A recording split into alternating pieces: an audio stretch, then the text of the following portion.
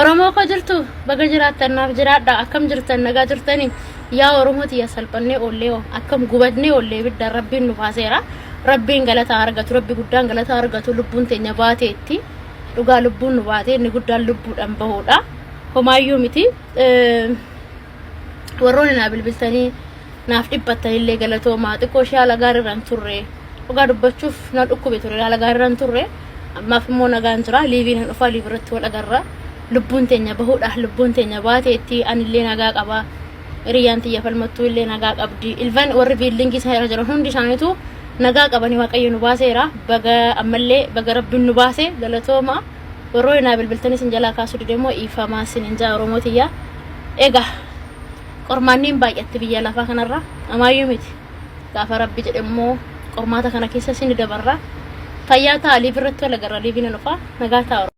Nagaa siniifaa baay'atu hordoftoota chaanaalii kootii ashama harka fuunee kam jirtu nagaa keessanii ani nagaadha obboleettiin keessanii baga nagaa taatanii gamtanii yeroo kana geessanii waaqayyoof galanni haa ga'u inni guyyaa kana yeroo kanaan nu gaa'ate viidiyoo ganni kaleessa hojjedhe gubbaarratti namoonni baay'een keessan koomentii jala seentanii na gaafachaa turtanii maal taatee maaltu ishee qunnamee maaltu irra ga'ee maal taantee jettanii kan na gaafachaa turtan baay'ee keessanii jira kunoo irraa sagalee ishiirra isinii fideen jira.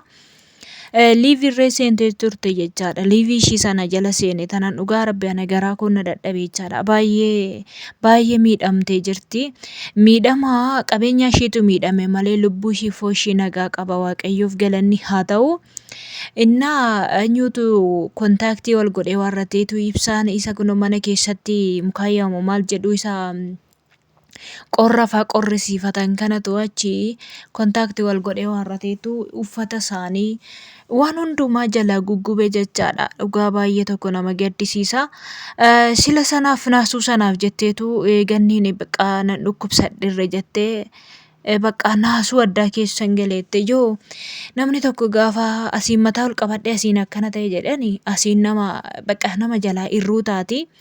Karaa kanaan naa guuteera baqqaa karaa kana naaf ta'a gaafa jedhaniin ta'u hundumtuu duwwaa ta'a waan baay'eetti dhagahame impoosii dhugaa rabbii liivii gubbaarra teessee ani ji'a sadii fixuuttan jira amma kanatti biyya Dubaay kanatti qorumsaa fi boo'ichaan dabarsaa hiriyootan baay'ee jaalladhu irraallee gargaran ba'ee waan hedduun na qunnamees keessatti rakkina hedduutu narra yaa'atii jira keessa darbee waan radhe mataa koo ol qabadhe gaafa nani jedhee tooyi bakka jireenya mataa kootii jiraachuu jalqabe hojii kootii banadheera asiin ga'eera jedhee gaafa nani karoorfadhu immoo karaa nani hin beeknee fi karaa nani hin yaadne balaa tasaatiin wanti nani qabu na jalaa gubate jettee yeroo isheen dhugaa imimmaa ishii kana irgif gootee boossu baay'ee tokko namatti dhagahamachaadha.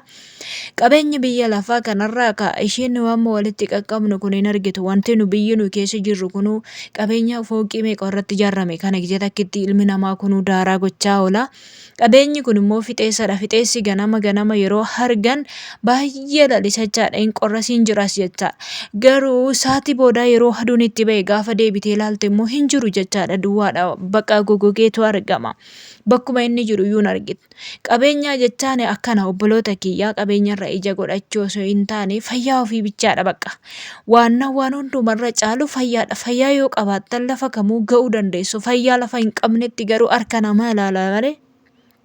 Lafa fayyaa qabnutti akka barbaannetti deemuu dandeenya. Isa fayyaa nuuf laate galanni haa ta'u jecha waaqayyo baga lubbuu ishee hoshee malee kanaan booda uumaa miti ilmaan Oromoo ijoollee ishiin sagalee taattee fi kaleessa rafa rakkoo keessatti gargaartee wajjin dhaabattee wajjin boossee wajjin teessi bakka waan baay'ee taate ijoollee baay'een har'a obboleetti keenya kana gargaaranii amma tokko ishiidhaaf eenyu jechuu danda'u jechaadha. Lamaan isaaniitu obbolaa lamaaf falmattuu shawaatii fi ishiidha jechaadha. Arsii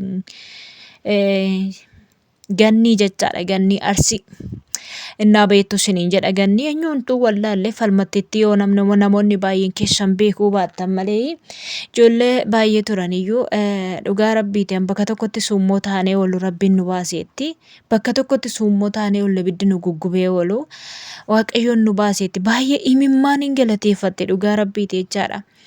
Kanaaf waan akkasii kanatu jira kaayyaa obboloota kiyyaa balaa tasaa kana immoo waaqayyo namaa eegu malee bishaan jedhaati ibidda jedha bakki qabatan hin jiru. Dhugaa dubbachuudhaaf balaa bishaanii tokkos gaafa namarratti gahe bishaan bakki ati qabattee too kan na oolche jettee itti siqxu hin jiru jechaadha.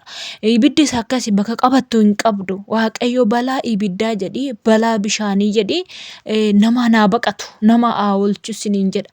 Waan kaayyoo ta'e namni jalaa baqachuu danda'a. Kana lamaan garuu garri jalaa baqattus hin jirtu bakki itti qabattus hin jiru jechaadha. Lubbuu isaanii baasuudhaan gooftaa kanan galateeffadhu lubbuu ijoollee kanaa baasuudha. Har'a otoo lubbuu isaanii waan tokko ta'ee gadda guddaan nutti dhaga'ama. Kan immoo qabeenyaan immoo abshir in hojjetama in dhufa ilmaan Oromoo kun hin jiru. Birri takka takkas yoo walitti fuudhan uffata gubate kana qabeenya barbadaa'e kana ijoollee kana jala amma tokko iddootti deebisuuniif hin danda'ama. Waan hundarra kan caalu ooluu lubbuuti jechaadha. Lubbuudhaan namni ooludha. Lubbuun baatu hin argamtu waan ta'eef tokkicha qabeenyaan hin dhuftis hin dhumtisi. Sanaaf akkasii isiniin jedha. Itti ergamte dhugaa rabbii micootana ittuma ergamte. Ganni ittuma ergamte. Afaan xinnaa guddaa sirraa gadi hin taa'u. Afaan harki kaleessi ishee harkaa nyaate sirraa gadi hin taa'u micayyoo tana. Warri kaleessa ganniitoo jaalala ibsus har'a immoo irraa gadi hin taa'u. Waan gaddiisa tokko keessaa maal jedhe tokko kaleessa yeroo ishii poostii godhanii maal jedhe jalatti irratti dubbate baangaalitti ol seene moo maaliidha jedhe qoosatti qabe bar yaa ijoollee teenya qoosatti waliin qabinaame qoosatti nama hin qabina dhugaa rabbii qoosatti nama hin qabina jechaadha. Innaa akkasii isiniin jedha. Kanaafuu lafa isin jirtanitti immoo waaqayyo sinaa eegu isinillee obboloota kiyyaa abshir gannii teenya jenneen hin jirra isinillee jabaadhaa isiniin jedha waaqayyo sinaa eegu jabaadhaa obboloota kiyya homaa miti wanti godhanis hin jiru waan ta'eef ganni immoo gargaaruudha gargaaranii amma tokko dhugaa rabbii bakkuma xiqquma ishiillee gaddafuufidha. Akkas isiniin jedha hordoftoota chaanaalii kootii hedduu takka galatooma Oroonni amma ammatti na dhaggeeffattan ibidda balaa tasaatiin uffanni ishii jalaa gubatee wanti hojjetu jalaa gubatee kanuma waan biraa hin jiru isiniin jedha lubbuudhaan baatee jirti warri gaaffii na gaafattan gaaffii keessaniif deebii quubsaa ta'a jedhee yaada warroonni immoo liiv irratti argitan arguu dandeessu. Isa isiniin jedha amma nagaadha jirti qaamni ishii nagaa miilli ishii harki ishii hundumtuu nagaa qabdi jechaan homaa rakkoon tokko irra hin geenye.